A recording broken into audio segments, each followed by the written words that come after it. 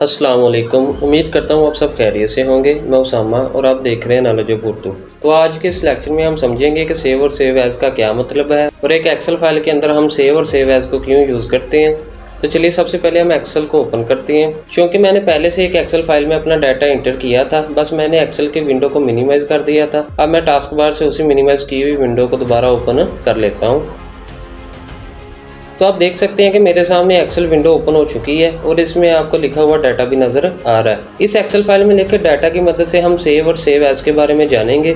तो सबसे पहले हम सेव ऑप्शन को समझते हैं। वैसे तो सेव का लफ्ज़ी मतलब महफूज करना या हिफाजत से रखना होता है। एक्सेल के अंदर भी हम सेव ऑप्शन के ज़रिए एक्सेल फाइल के अंदर लिखे डाटा को महफूज करते हैं। तो सेव ऑप्शन का एक शॉर्टकट भी होता है, यानी Ctrl+S। इससे हम अपनी फाइल को आसानी के साथ सेव कर सकते हैं। यानी अपनी एक्सेल फाइल जिसमें हमने अपना कोई डाटा वगैरह लिखा होता है, उस फाइल के अंदर बस Ctrl+S दबाएंगे तो हमारे सामने सेव एज विंडो ओपन हो जाएगी। वहां से हम कोई भी लोकेशन चूज कर सकते हैं। अगर तो हमने डॉक्यूमेंट फोल्डर में फाइल सेव करनी है तो हम वहां पर भी कर सकते हैं। अगर हमने डेस्कटॉप फोल्डर में सेव करनी है तो हम वहां पर भी कर सकते हैं। अगर डाउनलोड फोल्डर में अपनी फाइल को सेव करना चाहते हैं तो हम वहां पर भी अपनी फाइल को सेव कर सकते हैं। मिसाल के तौर पर जुलाई के महीने की एक पेशेंट रिपोर्ट मैंने तैयार की है, बनाई है। इस रिपोर्ट से रिलेटेड मैंने सारा डाटा इस एक्सेल फाइल के अंदर लिख दिया। अब मैं इस एक्सेल फाइल को सेव करना चाहता हूँ। तो अगर तो मैं सेव ऑप्शन के जरिए इस फाइल को सेव करता हूँ तो मुझे सबसे पहले फाइल टैब पर जाना पड़ेगा। फाइल टैब पर आके एक दफा क्लिक करूंगा। क्लिक करने के बाद फाइल टैब के अंदर जो ऑप्शन नजर आ रहे हैं, इनमें से सेव ऑप्शन कहाँ पे है, तो जैसा कि आप देख रहे हैं इन्फो ऑप्शन के नीचे सेव ऑप्शन नजर आ रहा है। तो सेव पर एक दफ़ा क्लिक करूंगा।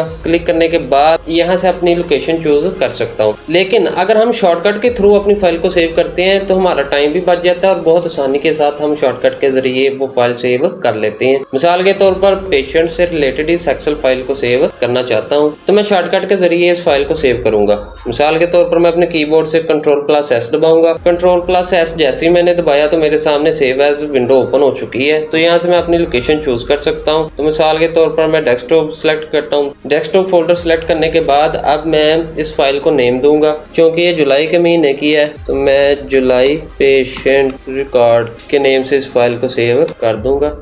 तो ये मेरी फाइल सेव हो चुकी है। अब मैं इस एक्सेल फाइल को क्लोज कर दूंगा। जब हम अपनी फाइल डेस्कटॉप फोल्डर में सेव करते हैं तो वो फाइल हमारे लैपटॉप की डेस्कटॉप स्क्रीन पर एक आइकन की सूरत में हमें नजर आती है। जैसा कि हमने डेस्कटॉप फोल्डर में ये फाइल सेव की थी तो हम देख रहे हैं कि लैपटॉप की डेस्कटॉप स्क्रीन पर ये आइकन की सूरत में हमें नजर आ रही है। अब मैं इसे दोबारा ओपन करता हूँ।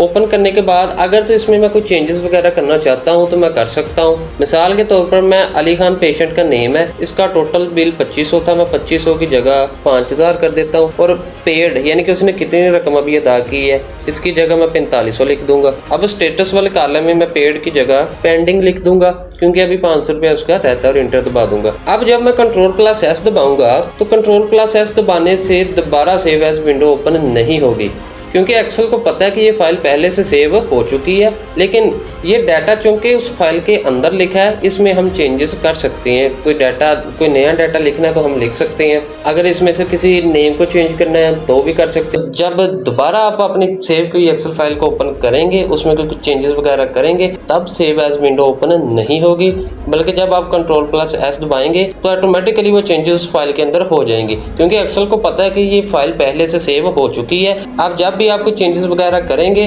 और चेंजेस वगैरह करने के बाद Ctrl+S दबाएंगे तो वो चेंजेस ऑटोमेटिकली हो जाएंगे। तो चलिए अब सेव एज को समझते हैं कि सेव एज का क्या मतलब है। सेव एज का मतलब किसी चीज को नया नाम या नई जगह पर महफूज करना है, यानी पहले से मौजूद फाइल की एक नई कॉपी बनाना है। मिसाल के तौर पर मैंने पेशेंट कार्ड वाली एक फाइल बनाई थी। अब मैं चाहता हूँ कि मैं इसकी एक कॉपी अपने दोस्त को भेज दूँ।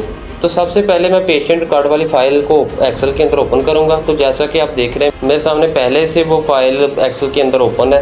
ओपन करने के बाद मैं शॉर्टकट का इस्तेमाल करूंगा। अब सेव एज का भी एक शॉर्टकट होता है, यानी F12। आप अपने कीबोर्ड पर F12 वाली की देखेंगे। जब आप उसको प्रेस करेंगे, जैसे मैंने प्रेस किया मेरे सामने ये एक साइड पर विंडो ओपन हो चुकी है। आप इस फाइल का नेम चेंज करेंगे क्योंकि हमने ओरिजिनल फाइल की कॉपी बनानी है तो इसका नेम भी चेंज होगा। जैसा कि जुलाई पेशेंट रिकॉर्ड था, जुलाई पेशेंट रिकॉर्ड के आगे मैं कोई एक और वर्ड ऐड कर दूंगा। मिसाल के तौर पर मैं फाइनल लिख देता हूँ, फाइनल लिख दिया। अब मैं इसको सेव कर दूंगा। अब इसकी लोकेशन भी आप चेंज कर सकते हैं। अगर तो आप इसे डेस्कटॉप पर सेव करना चाहते हैं तो वहाँ पर भी कर सकते हैं, अगर डॉक्यूमेंट फोल्डर में सेव करना है वहाँ पर भी कर सकते हैं। तो यहाँ से मैं इसको सेव कर देता हूँ। तो हमारी ओरिजिनल फाइल जिसका नाम हमने जुलाई पेशेंट रिकॉर्ड रखा था, अब उसकी एक कॉपी तैयार हो चुकी है। जो कॉपी हमने बनाई है उसका नेम जुलाई पेशेंट रिकॉर्ड फाइनल है। अब ये कॉपी मैं अपने दोस्त को सेंड कर सकता हूँ। इससे हमारी ओरिजिनल फाइल पर कोई असर नहीं पड़ेगा, यानी हमारी ओरिजिनल फाइल जो है वो वैसे की वैसी रहेगी, उसमें कोई चेंजेस वगैरह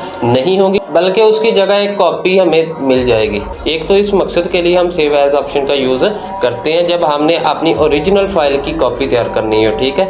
एक तरीका ये होता है, मिसाल के तौर पर कह लीजिए कि ये मेरे सामने पेशेंट रिकॉर्ड से रिलेटेड एक फाइल ओपन है, इसके अंदर मेरा डाटा लिखा हुआ है। अब ये चूँकि जुलाई के महीने का डाटा लिखा सारा, मैं अगस्त के महीने का डाटा लिखना चाहता हूं, तो मैं क्या करूंगा, तो मैं मंथ वाले कॉलम में बस जुलाई की जगह अगस्त लिख दूंगा। क्योंकि मैं इसे मैं सेव एज क्यों करूंगा, क्योंकि मैं जुलाई के महीने का भी डाटा महफूज रखना चाहता हूं और अगस्त के महीने का डाटा भी तैयार करना चाहता हूं। क्योंकि पेशेंट भी यही है, डॉक्टर जो है वो भी सेम है, यानी कि बाकी सारा डाटा सेम है, बस मंथ वाले कॉलम में मैंने जुलाई की जगह अगस्त मंथ को ऐड करना है।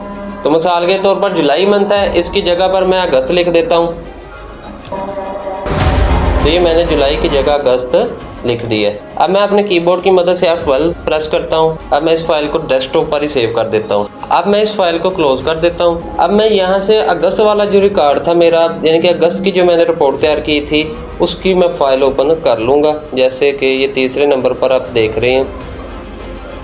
तो ये मंथ कौन सा आ रहा है, पहले जुलाई आ रहा था, अब अगस्त आ रहा है। इससे ये नहीं होगा कि हमारी ओरिजिनल फाइल में ही चेंजेस हो जाएंगी, नहीं, ओरिजिनल फाइल में उस वक्त चेंजेस होंगी जब हमने Ctrl+S दबाया होगा। अगर तो हमारा डाटा मुख्तलिफ होता तो हम कोई न्यू वर्कशीट इस्तेमाल करते, लेकिन चूँकि हमारा बाकी सारा डाटा वही है, बस मंथ वाले कॉलम को चेंज करना था, यानी जुलाई की जगह अगस्त लिखना था, तो हमने इसकी कॉपी तैयार कर ली है। तो अब अगस्त का डाटा भी मेरे पास महफूज है, ये अगस्त का डाटा हो गया सारा।